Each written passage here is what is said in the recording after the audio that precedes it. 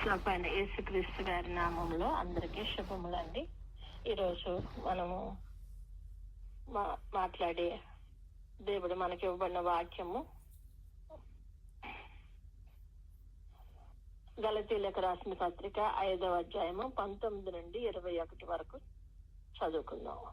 శరీర కార్యములు స్పష్టమైనవి. అవేవనగా జారత్వము, అపవిత్రత, కాముకత్వము, విగ్రహారాధన, అభిచారములు, ద్వేషములు, కలహము, మత్సరములు, క్రోధములు, కక్షలు, భేదములు, విమతములు, అసూయలు, మత్తతలు, అల్లరితో కూడిన ఆటపాటలు మొదలైనవి. వీటిని గురించి నేను మునుపు చెప్పిన ప్రకారము ఇట్టి వాటిని చేయువారు దేవుని రాజ్యమును స్వతంత్రించుకొనరని మీతో స్పష్టముగా చెప్పుచున్నాను. దేవుడు మనతో మాట్లాడుతున్నారు. ఇటువంటివి ఏవన్నా సరే మన జీవితాల్లో ఉంటే వాటిని చేయవారు దేవుని రాజ్యాన్ని స్వతంత్రించుకొనరు. కాబట్టి మనకి రాకడ వస్తుందని ఎదురు చూస్తున్నాం మనము. మరి ఈ యొక్క లక్షణాలు మనలో ఉన్నాయేమో, ఏదైనా సరే ఏదైనటువంటి చిన్న డస్ట్ కూడా మనలను పరలోక రాజ్యంలో ప్రవేశింపనివ్వకుండా చేయగలదు. కాబట్టి మనము చిన్న చిన్న పాపములు అనుకుని మరి సులువుగా చిక్కులు పెట్టే ఈ పాపాలన్నీ కూడా మనము మనలో లేకుండా చేసుకుంటకు మనలను వాటిని జాగ్రత్తగా చూసుకోవాలని ప్రభు మనతో మాట్లాడుతున్నారు. మరి దావీదు రాజు గారు మరి రాజు కాక ముందు మరి ఒక సౌలు రాజు గారు మరి గొల్యాతును దావీదు చంపినప్పుడు వారు మరి పెరేడ్ లో వెళ్తున్నప్పుడు అప్పుడు ఆ స్త్రీలంట దావీదు వేల కొలది సౌలు వేల కొలది, దావీదు 10,000 కొలది శత్రువులను హతం చేస్తారని మాట్లాడినప్పుడు సౌలు గారికి ఒక అసూయ పుట్టిందంట. అసూయ పుట్టి ఆ అసూయ నుండి అప్పటి నుండి కూడా ఆయన మరి దావీదు మీద విషపు చూపు కలిగింది అని చెప్తున్నాడు. అతను ఏం తప్పు చేయలేదు, అతను ఏం దండించలేదు, కానీ అతనిలో పుట్టినటువంటి ఆ చిన్న అసూయ అతన్ని చంపేయాలి అనేటువంటి ఆ పరిస్థితి వరకు కూడా లాక్కెళ్ళింది. ఆ లోపల అతను మదన పడుతున్నాడు ఇతను ఎలాగనే. ఆ అసూయ అతనిలో ఆ విధంగా పనిచేస్తూ వచ్చింది. అంటే చిన్నదే అది, కానీ అది అతనిలో ఆ యొక్క మరి స్వభావాన్ని, తనలో ఉన్నటువంటి ఆ యొక్క మంచి స్వభావాన్ని చెడుగా మార్చినట్లుగా మనం చూస్తూ ఉంటాం. చిన్నదే అనుకుంటాం, అయ్యో నేను అసూయ పడితే ఆలకేమైంది అని అనుకుంటాం. కానీ ఆ అసూయాలు ఎలా చేశాడంటే దావీదు మరి దేవుని బిడ్డలతో కలిసి నివసింపలేకుండా బయట ఎక్కడెక్కడో తిరిగేలాగా కూడా చేసింది. అదే అసూయ అతన్ని ఏదో రకంగా చంపాలని కూడా చూసింది. దాని వల్ల అతను గాని అతని కుమారులు గాని రాజ్యమును మరి స్వతంత్రించుకోకుండా వాళ్ళు రాజ్యాన్ని కోల్పోయేటువంటి పరిస్థితికి వారు వచ్చారనమాట. అంటే మనం అనుకుంటాము చిన్న అసూయే కదా, ఇదేం చేస్తుంది వాళ్ళని అనుకోకూడదు. మన అటువంటి చిన్న గుణమైన మనలో ప్రవేశించినప్పుడు అది ఏ విధమైనటువంటి మరి విపరీతమైన వాటికి దారి తీస్తుంది అనేది మనము ఆలోచించాలి. ఇప్పుడు మనం భోజనం చేసినప్పుడు ఏదైనా చిన్న మరి ఏదైనా సరే ఒక వైరస్ మన కడుపులోకి వెళ్ళింది అనుకోండి, చాలా చిన్నదే అనుకుంటాం, మనకు తెలియదు, అసలు అది వెళ్ళినట్టు కూడా తెలియదు కదండి. కానీ దాని వల్ల ఎన్ని నష్టాలంటే ఒక అప్సెట్ స్టమక్ అయ్యి మరి ఇంకా చాలా చాలా మరి అవుతా ఉంటాయి, తల తిరుగుతా ఉంటది. అంటే ఒక చిన్నది అని అనుకున్నప్పుడు ఆ చిన్న విషయాల్లో మనము ఏ విధంగా తప్పించుకోవాలి అన్నది కూడా మనం చూసుకోవాలన్నమాట. గలతీయులకు రాసిన పత్రికలోనే 5:26 ఉంటది. ఒకరినొకరము వివాదమునకు రేపటయు, ఒకరి యందొకరము అసూయపడకయు, వృధాగా అతిశయపడకయు ఉందము అంటున్నాడు. అంటే ప్రతి విషయంలో కూడా మనం వృధాగా అతిశయపడకూడదు. మనం ప్రతి విషయంలో కూడా మనం జాగ్రత్తగా చూసుకుంటూ మనము ఆ విషయంలో మనము ఏం చేస్తున్నాం అనేది మనం చూసుకోవాలన్నమాట. మనం ఈ చిన్నది ఏదన్నా మనలోకి వచ్చిందా అని. అందుకనే మనం ఏం చేస్తామండి, మనం తినే ఫుడ్ కూడా మనం ఏం చేస్తాము, ప్రతి విషయంలో కూడా చాలా జాగ్రత్తగా మరి క్లీన్ గా స్టెరైల్ గా మనం ఇది కూడా కలవకుండా మరి పాడైపోయి తినకుండా అట్లాంటివి చేస్తూ ఉంటాం కదా.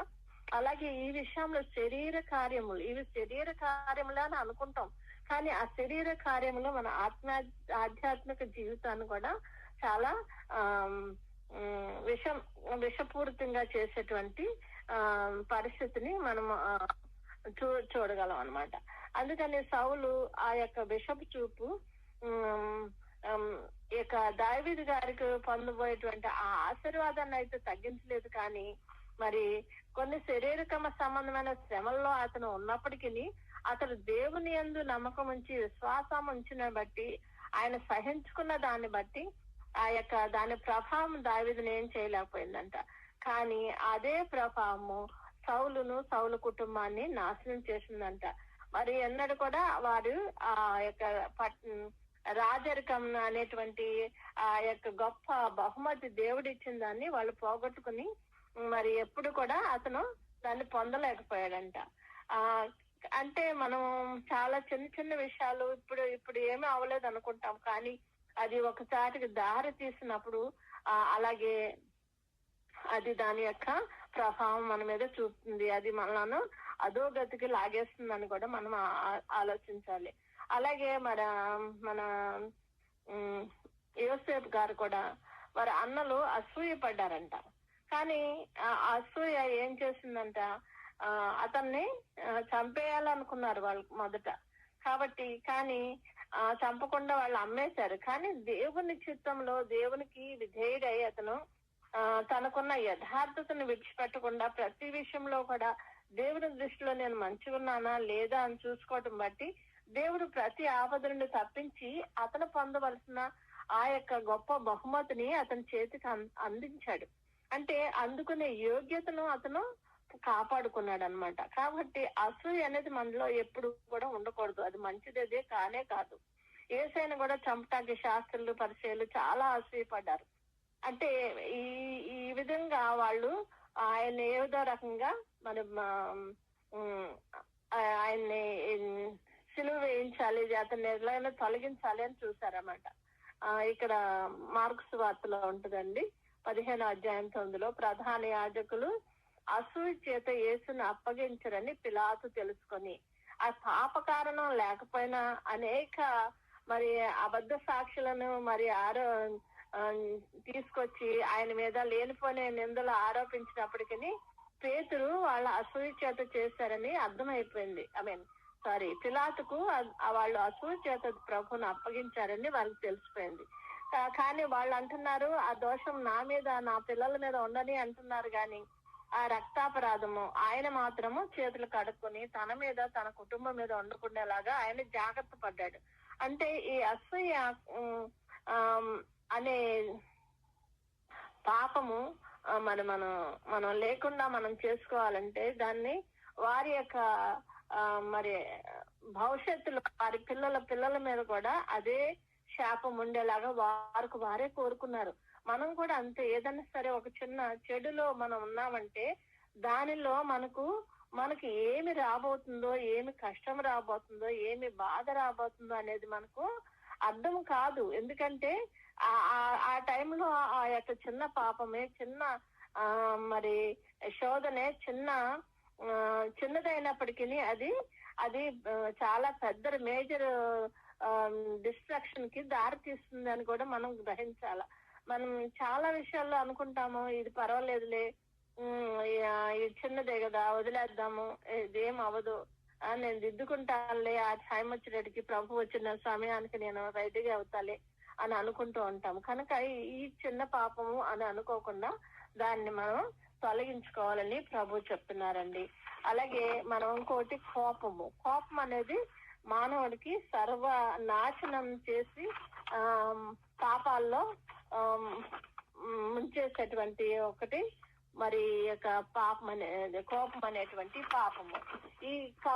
ఈ కోపానికి చాలా మంది దాసులైపోతా ఉంటారు.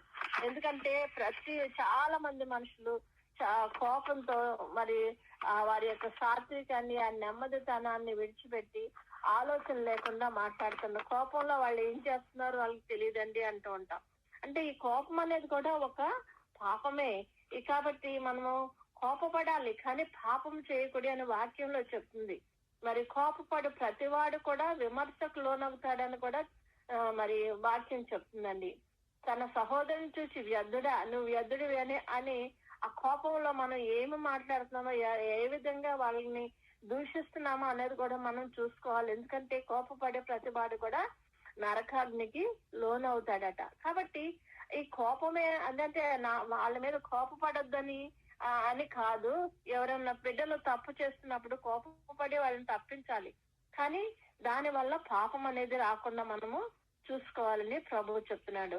మరి కోపము మనం విడిచిపెట్టమని, ఆగ్రహాన్ని విడిచిపెట్టమని, వ్యసన పడొద్దని మరి కీర్తనకారుడు 37వ అధ్యాయంలో 8వ వచనంలో చెప్తుంది. అది కీడుకు కారణం అంట.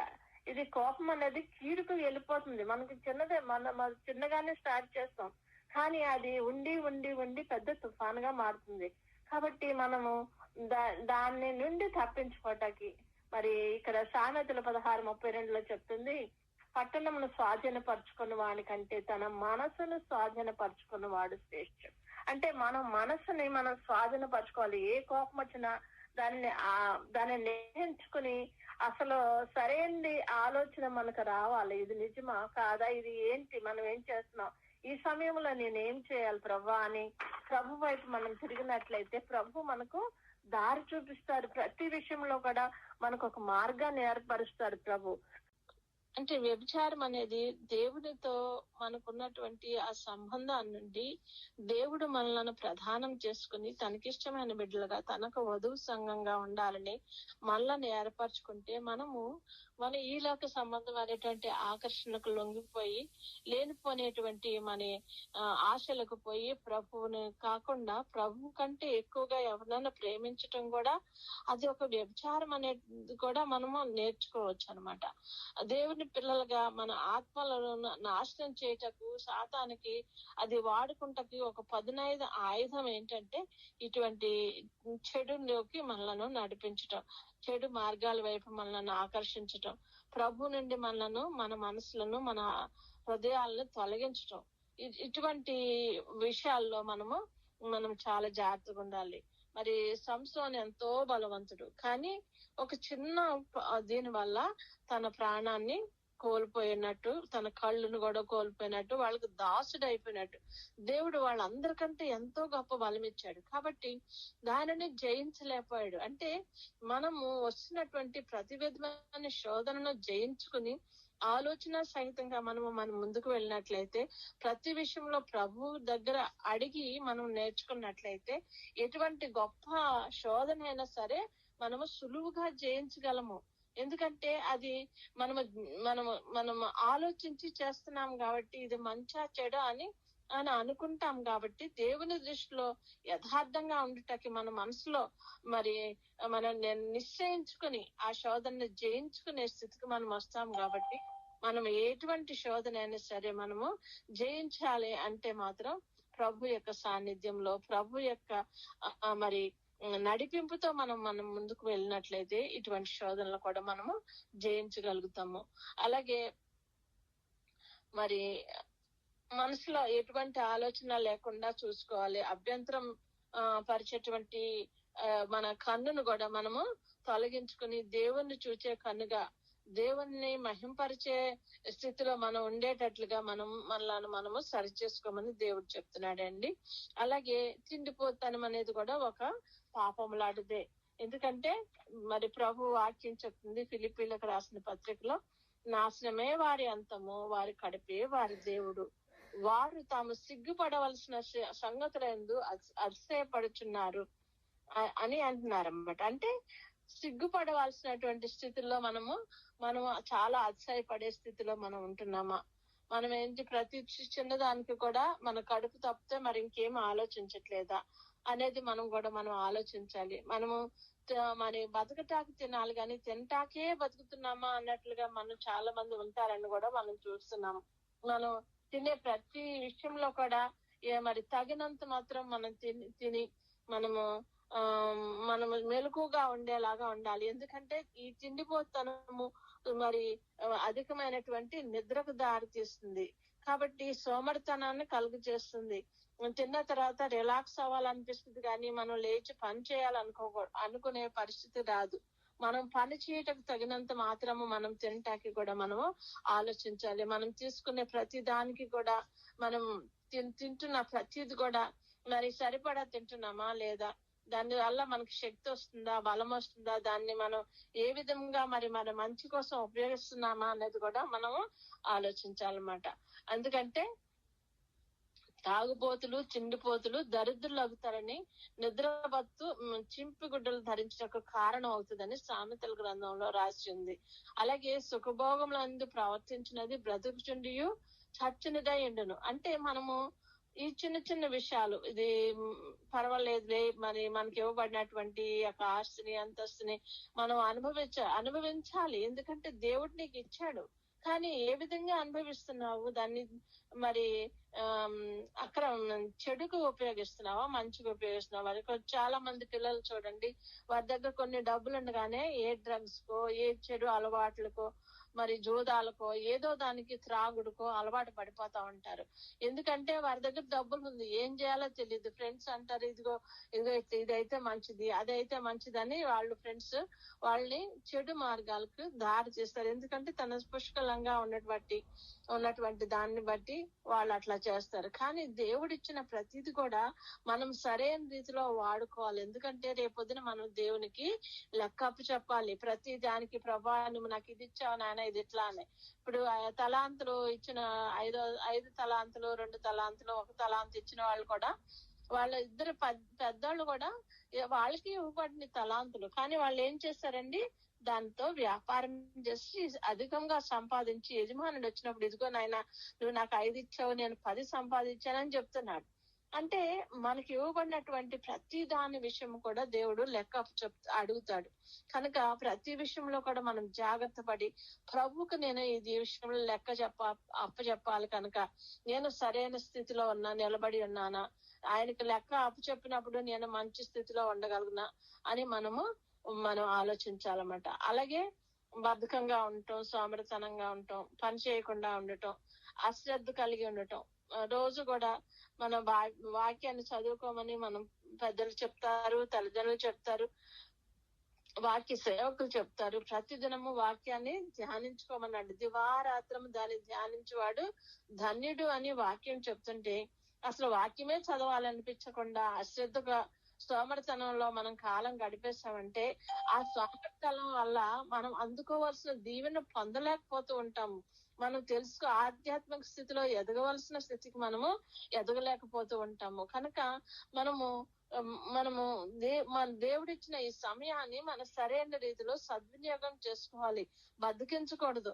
మనకి సమయం అనేది ప్రభు చేత ఇవ్వబడింది. ఈ లోకంలో, భూలోకంలో మనం ఉన్నామంటే మరి ఆయన ఇచ్చినటువంటి ఈ యొక్క ధన్యత, దీనిని మనం ఏం చేస్తాము, ప్రతి విషయంలో కూడా మనం అశ్రద్ధ చేసి ఇచ్చిన సమయాన్ని వ్యర్థమైన వాటితో కాలం గడిపేసి సరైన రీతిలో మనము దేవుని యందు ధ్యానం ఉంచక మనం నశించిపోయే స్థితి, మన ఆత్మలు క్షీణించే స్థితికి మనం వెళ్తూ ఉంటాము.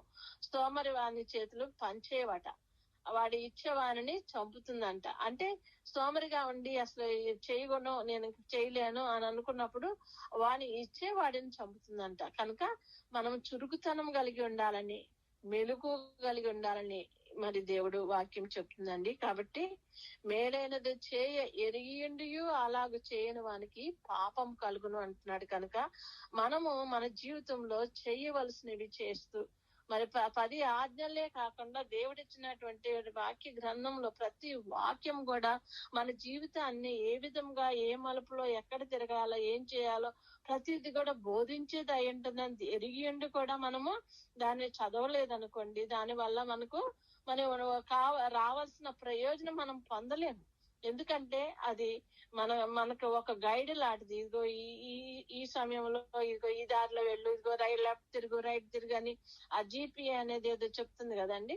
అట్లాగా మనము GPS అనుకుంటా, అట్లాగా మన బైబుల్ మన ఆధ్యాత్మిక జీవితానికి GPS లాంటిది.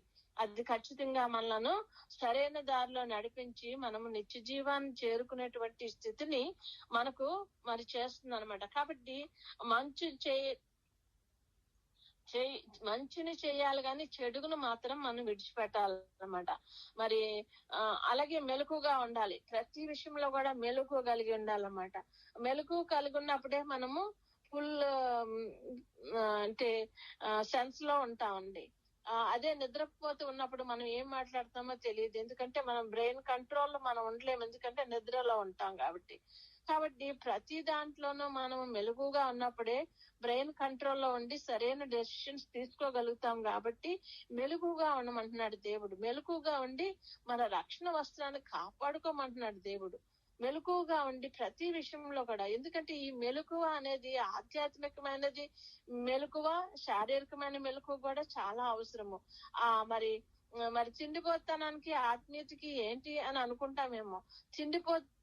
తనం వల్ల మనకి ఇవ్వబడినట్టు సమయాన్ని వ్యర్థం చేసుకుని ఆత్మలో మనము వృద్ధి పొందలేని స్థితిలో మనము సమయాన్ని వేస్ట్ చేసుకుంటాం. కాబట్టి మనం మెలకుగా ఉండమని దేవుడు చెప్తున్నాడు. అలాగే మరి ధనాశ అనేది కూడా మరి మంచిది కాదు అని ప్రభు చెప్తున్నాడు.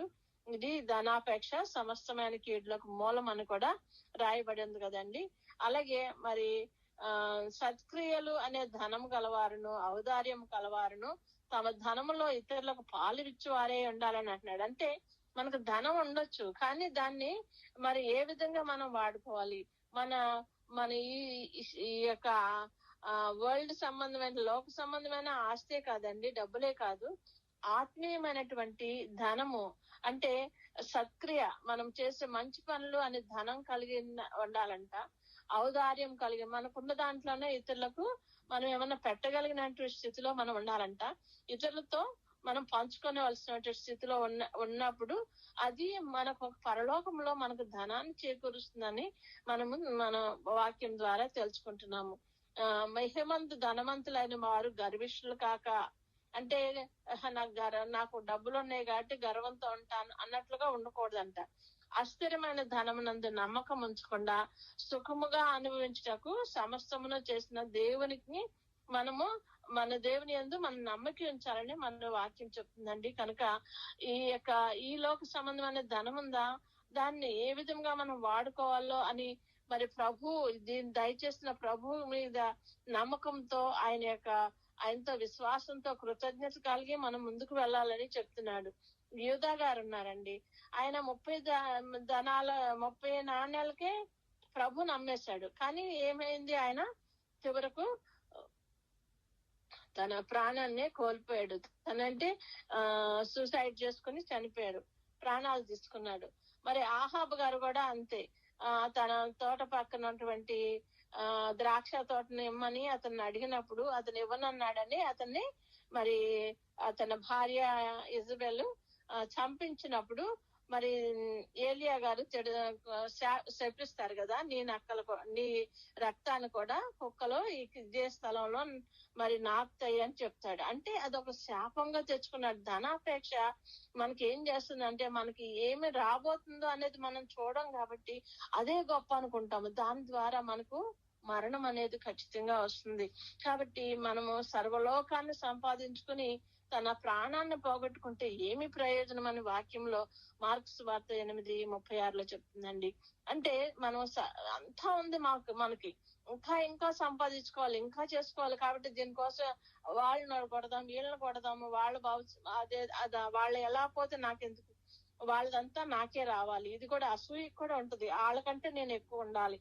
ఇటువంటి చెడు చిన్న లక్షణాలు ఉన్నాయంటే మనం పరలోక రాజ్యంలో చేరటం అనేది దుర్లభం. కనుక మనము పరలోక సంబంధమైన ధనం సంపాదించుకుంటాకును, కోపాన్ని తొలగించుకుని సాత్వికంతో ఉండటాకును, మరి ప్రతి విషయంలో కూడా దేవుని వాక్యం చెప్తుంది, మనుషుడు రొట్టె వలన కాదు గాని దేవుని నోట వచ్చి ప్రతి మాట వల్ల జీవించును. మనం జీవించాలి, మన జీవితంలో మనం ఇక ముందుకు కూడా మనం వెళ్ళాలి అంటే ఖచ్చితంగా మనము మనము దేవుని యొక్క వాక్యం ద్వారా మనము దాన్ని పొందుకోగలము. కాబట్టి ప్రతి దినము వాక్యాహారాన్ని భుజిస్తూ వాక్యాన్ని అర్థం చేసుకుంటాడు. మరి సరైనటువంటి గైడెన్స్ పరిశుద్ధాత్మ ద్వారా మనకు రావాలని ప్రభువుని వేడుకుంటూ ఆయన నడిపింపుని బట్టి మనం నడిచినట్లయితే మనం నిత్య జీవాన్ని స్వతంత్రించుకుంటాం. ఈ చిన్నటువంటి ఈ యొక్క సులువుగా చిక్కులు పెట్టి ఈ చిన్న పాపాలన్నిటిని కూడా జయించుటకు శక్తి గలవారం అవుతాం. ఎప్పుడంటే వాక్యాన్ని మనకు ఆహారంగా తీసుకున్నప్పుడు దాని యొక్క బలము చేత మనము ప్రతి విధమైన శోధనను జయించగలిగిన స్థితిని దేవుడు మనకు దయచేయను గాక. గాడ్ బ్లెస్ యు ఆల్ అండి. Have a blessed day. అలాగే మనము సన్నిధిలోకి వెళ్దాము. కొద్దిసేపు కన్నులు మూసుకుని ప్రభు సన్నిధానంలో ఉన్న మనము మనోనిదానం కలిగి ఆయన సన్నిధిలో ఉన్నామని, ఆయన మన ప్రక్కనే ఉండి మనలను వీక్షిస్తున్నారని ఆయన ముందు మౌనముగా మనము కూర్చుందాం.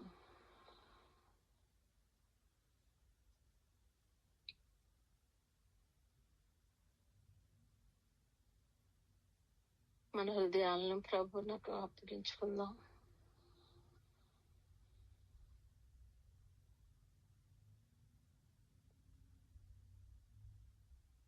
ఆయన ఎదుట ఉన్న మనము మన పాపములను ఒప్పుకుందాం.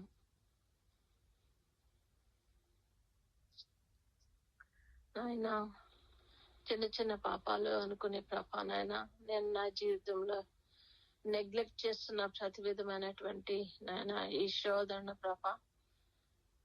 జయించగలిగిన స్థితిని నాయన నాకు రాలేక అందులో పడిపోతున్నప్పుడు నాయన నీవు నీ యొక్క గొప్ప కృప చేత నన్ను క్షమించి దాని నుండి విడుదల చేసి నన్ను కడిగి పవిత్రపరచు ప్రభు అని ప్రభు సన్నిధిలో మనము పాపములను ఒప్పుకుందాం. ఆలోచనలో వస్తుందా, చూపులో వస్తుందా, వినికిడిలో వస్తుందా, మరి దేనిలో నడకలో పడకలో ప్రతి విధమైన స్థితిలో నుండి కూడా తప్పించగలిగిన శక్తి గల దేవుడు కనుక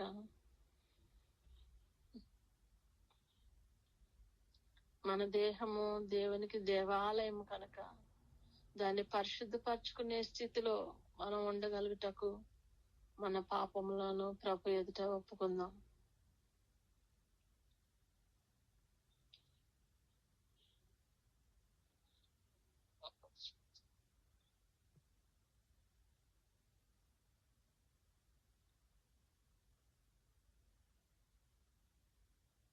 ఒప్పుకున్న మనము తీర్మానం చేసుకుందాం. ప్రభా నాయన ఈ యొక్క సులువుగా చిక్కులు పెట్టి ప్రతి పాపం నుండి నేను విడుదల పొందాలని నేను తీర్మానించుకుంటున్నానయ్యా.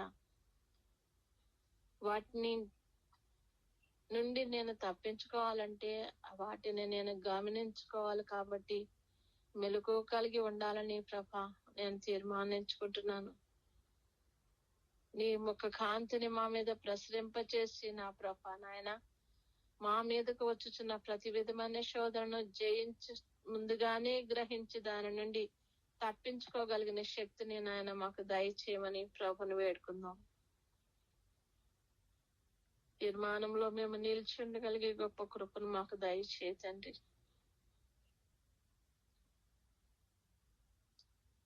తీర్మానించుకున్న మనము ప్రభునకు మనలను మనము అప్పగించుకుందాం.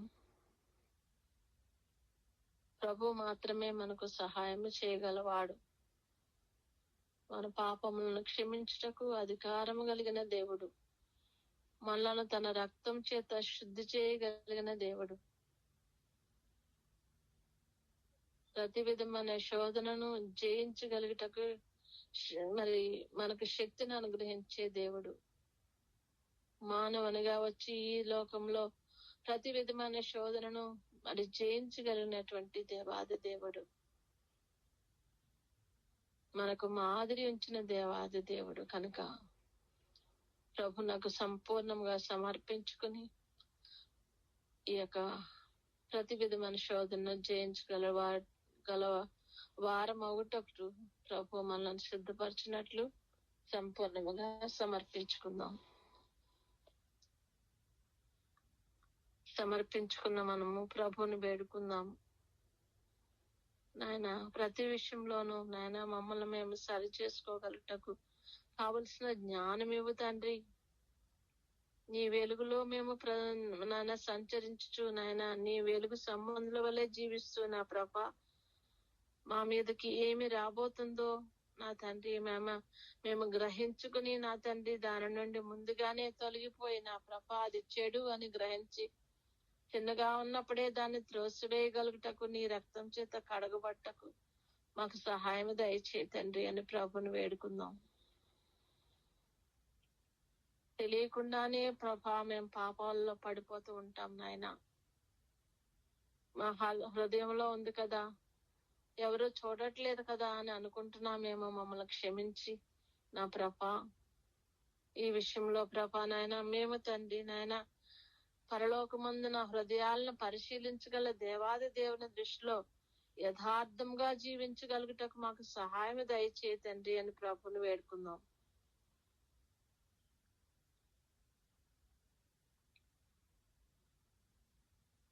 వేడుకున్న మనము ప్రభుని స్తుతించుకుందాం.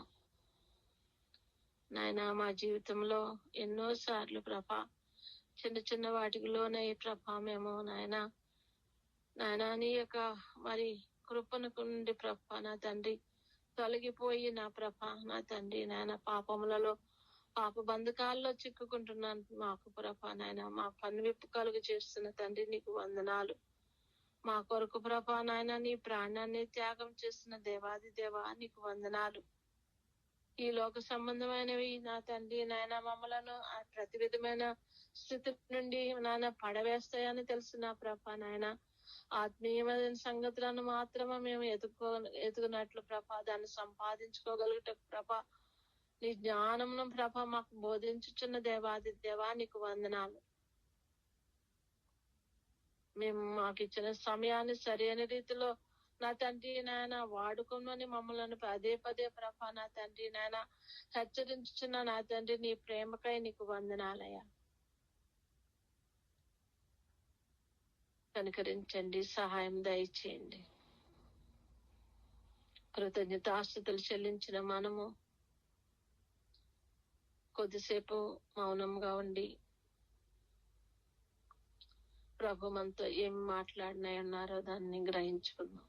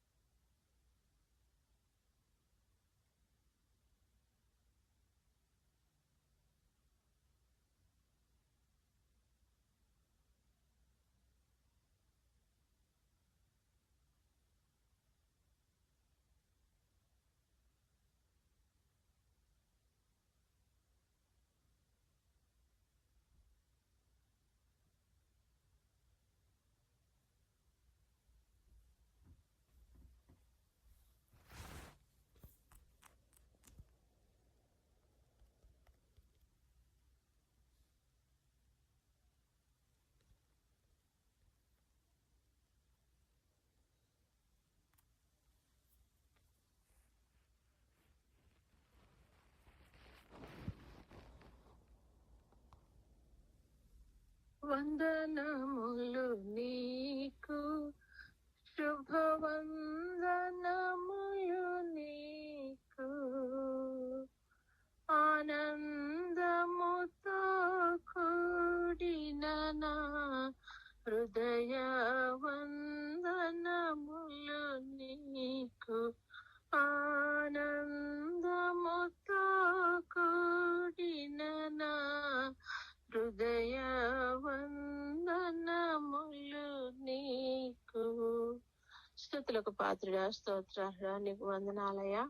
మా కార్యక్రమం అందుట్లో తోడైనందుకు నీకు వందనాలు. దుష్టుడు చేసిన ప్రతి విధమైన ఆటంకాన్ని ప్రభా నువ్వు నా తండ్రి నాన్న తీసివేసిన ప్రభా నాయన, మరి నీ మార్గాల్లో ప్రభా మేము మరి నమ్మకం కలిగి నడుచుకుంటకు ప్రభా నా తండ్రి, నీ వాక్యంను ప్రభా నాయన శ్రద్ధగా ఆలకించుకోగలుగుటకు దాని ప్రకారం నడుచుకుంటకు నాయన మమ్మలను మా తండ్రి మా జీవితాలను ప్రభా నీ కృపాస్తాలకు అప్పగించండి. నా ప్రభా దీవించమని, ఆశ్రదించమని, సరైన రీతిలో నడుచుకునే కృపను మాకు దయచేయమని, అనేకులకు మాదిరికరంగా మేము ప్రభా నాయన నిన్ను మా ప్రభా మాలో చూపించగలిగిన స్థితిని మాకు దయచేయమని, నా ప్రభా సులువుగా చిక్కులు పెట్టే ఈ ప్రతి విధమైన పాపాన్ని మేము జయించగలుగుటకు శక్తిగలటకు ప్రభా నీ శక్తి చేత మమ్మలను ప్రభా నింపి నాయన మమ్మలను ప్రభా నాయన ప్రభా మరి దీవించమని, ఆశ్రదించమని, నీ నిత్య రాజ్యంలో ప్రవేశింపగలిగే గొప్ప కృపను మాకు దయచేయమని, రాకడలో ఎత్తబడగలిగే గొప్ప కృపను దయచేయమని యేసయ్య